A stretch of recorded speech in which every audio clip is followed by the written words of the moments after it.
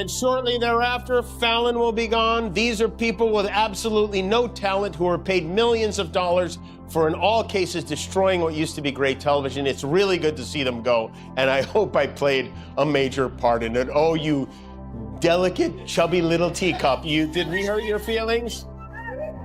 You want us to be canceled because we make jokes about you? I thought you were against cancel culture. I thought that was like their whole thing. When did you become so woke? The irony cuts deeper than a late-night joke gone wrong.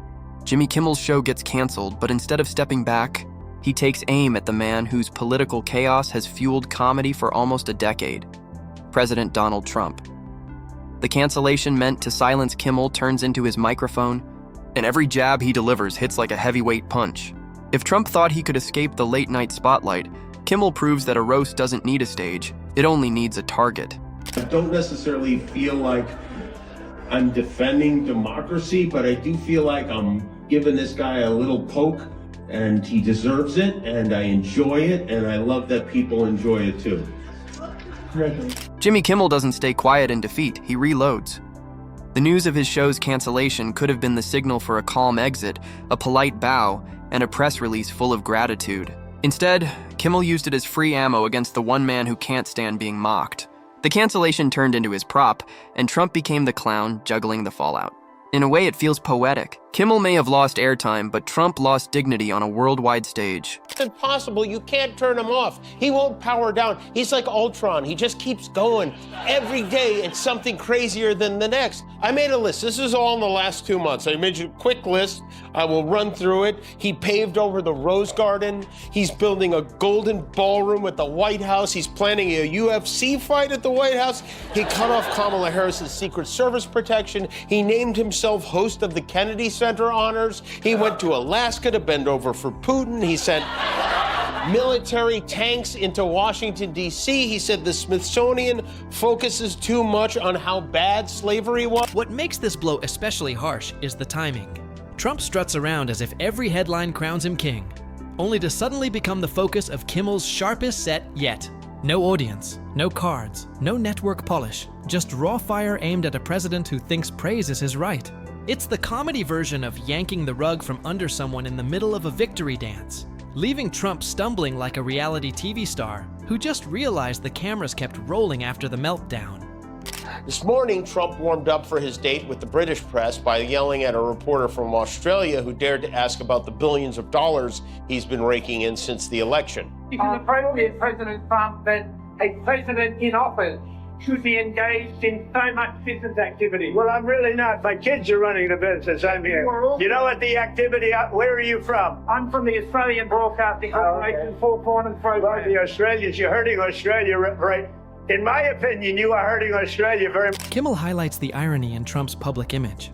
Here is a man who built his empire on branding, stamping his name on towers, stakes, and failed universities, only to end up as the punchline of the biggest branding disaster in modern politics. Kimmel notes that while his own show may be gone, its legacy remains untouched.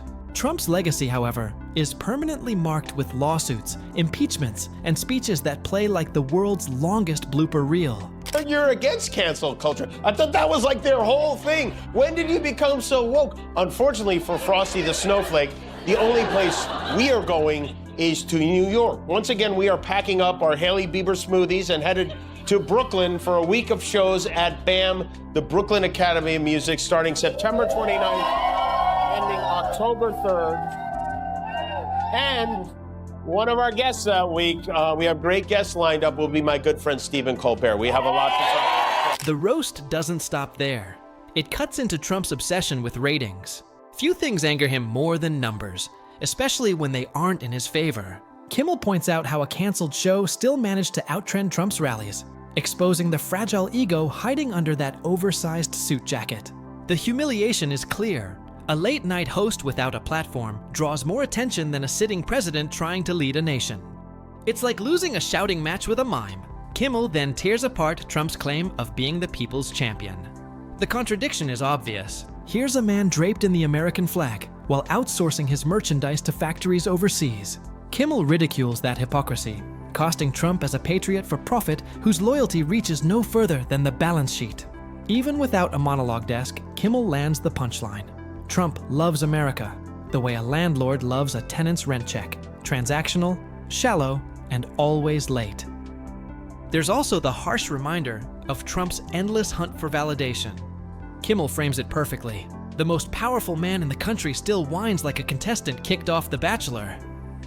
Whether it's obsessing over crowd sizes or retweeting praise from Twitter bots with names like Patriot Eagle 1776, Trump's hunger for applause never ends. Kimmel turns that need into a weapon, mocking how even in the White House, Trump acts like a Vegas lounge act begging for one more encore. But the sharpest blow comes when Kimmel links Trump's legacy to the entertainment world. Politics under Trump hasn't been governance. It's been spectacle, a reality show spin-off that dragged on too long. Kimmel draws the comparison clearly. Where reality TV thrives on chaos, Trump thrives on division. Where contestants cling to attention, Trump clings to grievance. And while every show eventually gets canceled, Trump seems determined to stretch this series far past its expiration date, long after the audience has switched the channel. There's a rumor making the rounds this weekend that Trump was dead because he hadn't been in front of a camera for a few days. That's how much he's in front of a camera. When we don't see him there, we assume he must be dead. And also he has mysterious bruising on his hand, which they tried to cover up with makeup. And this cover-up's even sloppier than the Epstein one. How can anyone... The roast digs into Trump's fragile bond with critics. Kimmel points out that Trump spends more time attacking comedians than tackling real crises, as if late-night jokes were national security threats. That obsession becomes comedy in itself. Imagine a president who should be focused on economic policy, but instead rage watches monologues on YouTube at 3 in the morning. Kimmel doesn't need a laugh track to show the absurdity. Trump provides it every time he unravels over punchlines. Kimmel also strikes hard by mocking Trump's fixation on revenge. The picture is brutal. Trump as the aging jock trying to relive touchdowns while everyone else has moved on to careers, families, and working vocabularies. The cancellation itself becomes the perfect metaphor. Kimmel suggests that while networks may end shows, history has a different kind of cancellation waiting for Trump. It isn't about airtime, it's about legacy. Kimmel paints Trump's story as one archived not in monuments, but in comedy reels, courtroom records, and embarrassing clips replayed until they turn into folklore. It's a cancellation no spin doctor can erase. From there, Kimmel shifts to credibility. He notes that losing a show is only a career setback, but losing credibility leaves a permanent scar. Trump's record is full of contradictions, from promising to drain the swamp while surrounding himself with lobbyists to claiming fiscal responsibility while ballooning the national debt. Kimmel roasts this inconsistency with sharp precision, portraying Trump as a magician still pulling scandals, from his hat long after the crowd has seen the trick. Of the harshest parts of Kimmel's, roast is how he contrasts his own cancellation. With Trump's obsession over fake news, Kimmel jokes that at least his show had real viewers, while Trump's audience is half made up of bots and sycophants clapping on cue. The sting hits because it rings true. Trump's rallies are less about ideas and more about spectacle, a traveling circus where the ticket price is blind loyalty. Kimmel doesn't need a stage to make that the joke of the century. Even the imagery he uses is sharp. Trump as a man, always auditioning for applause but forever missing his lines. Every appearance becomes a blooper reel in real time. Every policy speech delivered like a stand-up set that bombs. It's the comedy of errors raised to the level of national policy. And Kimmel makes sure the audience remembers that Trump isn't just the punchline, he's the entire failed script. Every day, he is definitely not dead. How did you find out over the weekend that you were dead? Now, watch this, because who's the only one smiling in that group? Yeah, that's right. Good old JD. He hears the words Trump dead, he lights up like a Christmas tree. The takedown also stresses Trump's inability to avoid accountability. Kimmel points to the endless stream of investigations and lawsuits circling him like vultures over a carcass. While Trump casts himself as the victim of witch hunts, Kimmel flips it. If you keep attracting witches, maybe you're the cauldron. The punchline lands because it twists Trump's victim act into farce, the drama of a man allergic to responsibility. Perhaps the most brutal hit is the reminder that Trump fears irrelevance. Kimmel notes how he clings to headlines like oxygen, terrified of the day the spotlight moves on. That's the irony Kimmel savors most. While his own show may be canceled, he still stays in the conversation, while Trump dreads becoming yesterday's news. For a man who equates attention with existence, that's the ultimate punchline. The roast builds to its peak as Kimmel turns Trump's brand against him. The man who sold himself as the master dealmaker is remembered instead for government shutdowns, broken promises, and global blunders that left allies cringing. Kimmel tears apart the myth of Trump the businessman, reducing it to bankrupt casinos and a fake university that couldn't pass a community college syllabus. The empire of gold letters becomes nothing more than a gilded embarrassment. Kimmel doesn't even need to exaggerate. The facts deliver the comedy. Trump's presidency is ready-made satire, filled with contradictions, impulsive choices, and blunders so constant they feel scripted. Every headline reads like parody, every press conference like a skit gone wrong. Kimmel doesn't invent. He arranges the chaos into a storyline sharper than any TV executive's memo. It's not fabrication, it's arrangement. A collage of Trump's missteps displayed for maximum effect. The contradictions cut deeper because they aren't fiction, just a reel of promises evaporating before they're kept. Then there are the gaffes, those unscripted moments that outlast the speeches. A president who bragged about strength kept tripping over basic details, geography, and even his own stories. Kimmel seizes on these slips, showing how a stumble of the tongue can reveal more truth than 1,000 rehearsed lines. Each mistake becomes part of a blooper reel, a running commentary on how unpreparedness can play out in high definition. The comedy doesn't come from exaggeration. It comes from watching a leader struggle through sentences like an amateur comic bombing on open mic night. The other thing everyone kept asking me about over the summer is if I'm moving to Italy. Because I mentioned on the Sarah Silverman podcast that I got dual citizenship through my mother, who has Italian citizenship. And oh man, the MAGA gang went nuts. Late-night comedian Jimmy Kimmel confirming he has obtained Italian citizenship. Jimmy Kimmel's so scared he's drafting an escape plan. We could see Jimmy Kimmel evidently leave sometime soon. He would say ciao. How is he Italian? There's no way he's Italian. You know, I didn't realize he was Italian. I didn't know he was Italian. I'm kind of disappointed. It's like, okay, Italy's great, but also there's not a lot of air conditioning or ice, so go for it. Yeah, good luck. The unintentional self-parody is where Kimmel's roast cuts the deepest. Trump often mirrored the very flaws he mocked in others, acting out the caricatures he once criticized. He called opponents weak, yet spent hours raging over late-night jokes. He mocked leaders as indecisive, yet flipped his own positions within days. Kimmel weaves these contradictions into a portrait of a man whose fiercest rival has always been his own reflection. A cycle of projection and collapse, comedy born from self-inflicted wounds.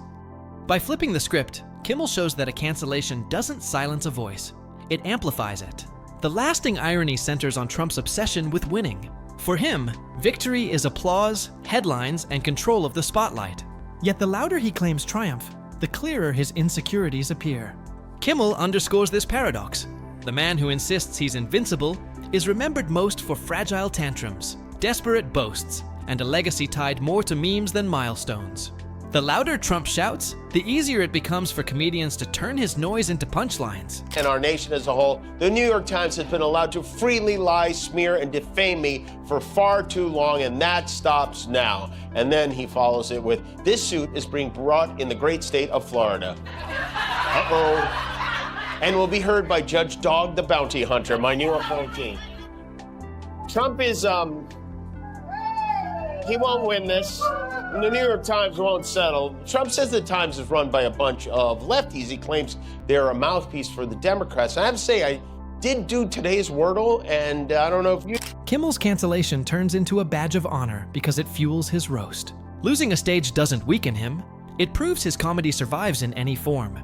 Without a show, he's freed from limits, able to go after Trump without time slots, sponsors, or networks cutting the edges. What looked like a setback becomes liberation, resulting in a sharper, unfiltered takedown of a president whose every move invites ridicule. Trump, by contrast, becomes the parody he can't escape. His biggest legacy isn't policy, negotiation, or reform, but the endless material he provides for comedians. Kimmel doesn't need to invent characters, Trump plays them. He doesn't need to create scenarios, Trump lives them. The parody is so constant that every attempt at seriousness collapses into comedy. By trying to control the story, Trump guarantees he stays the punchline. The humiliation cuts deeper because he can't outlast the ridicule. Television shows end, networks shift, but mockery is permanent. Once laughter sticks to a legacy, it doesn't fade, it grows. Kimmel's roast ensures Trump's story won't be remembered with grandeur, but with punchlines replayed in late-night reruns, viral clips, and the archive of history itself. The cancellation was meant to silence a critic, yet it amplified the truth Trump fears most. His power may fade, but the ridicule never will.